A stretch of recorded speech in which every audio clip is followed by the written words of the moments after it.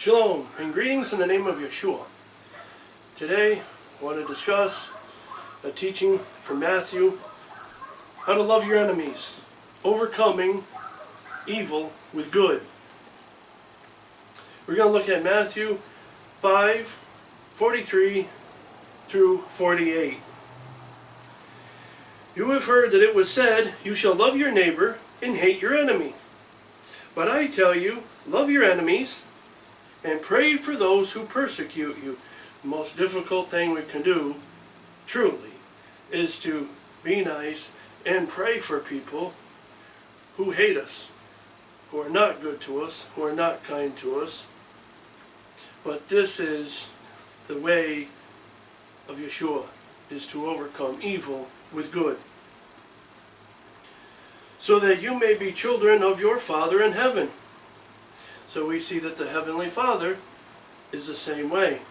Meekness, kindness, love, everybody. And we'll see why in a moment. He causes the sun to rise on the evil and on the good, and sends rain on the just and the unjust, or on the righteous and the unrighteous.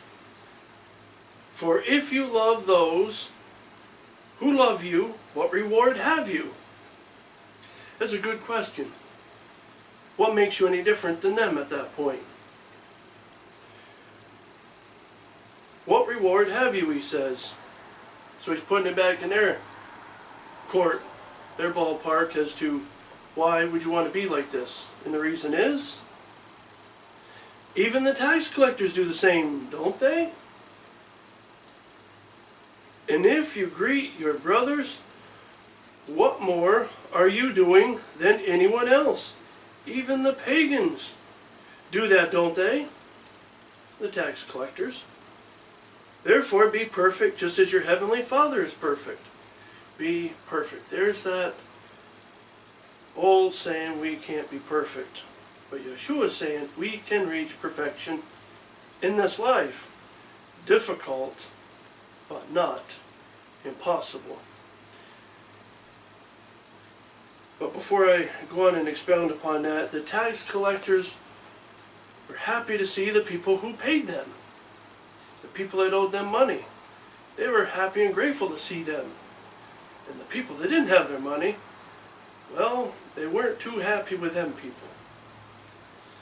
But the Heavenly Father sends the rain on the righteous and the unrighteous, or the just and unjust, as some translations say. So he is good to all. He's good to everybody on both sides, good and bad, evil and good, because everybody has a chance to repent and overcome. Now, as we ended in this verse 48 about being perfect, as I was saying before, it is difficult. Minute by minute, hour by hour, day by day, we can overcome. Difficult, but we have to stay focused. Pray without ceasing, as Paul or Shaul says. But James tells us something very interesting.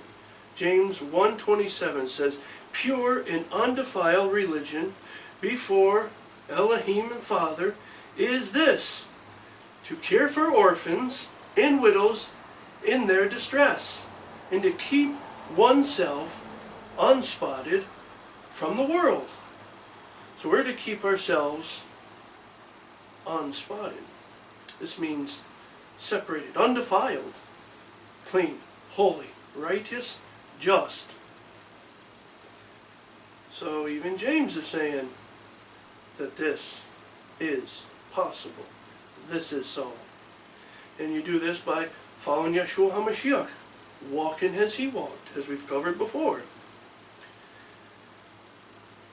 And the rest of this verse is about pure religion, helping people, reaching out to those in distress, orphans, widows, anybody in distress. And by doing so, and by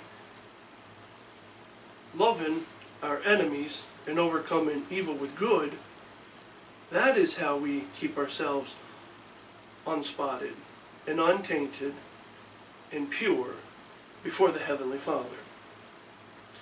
We keep ourselves untainted from the world before Yeshua HaMashiach and before the Heavenly Father.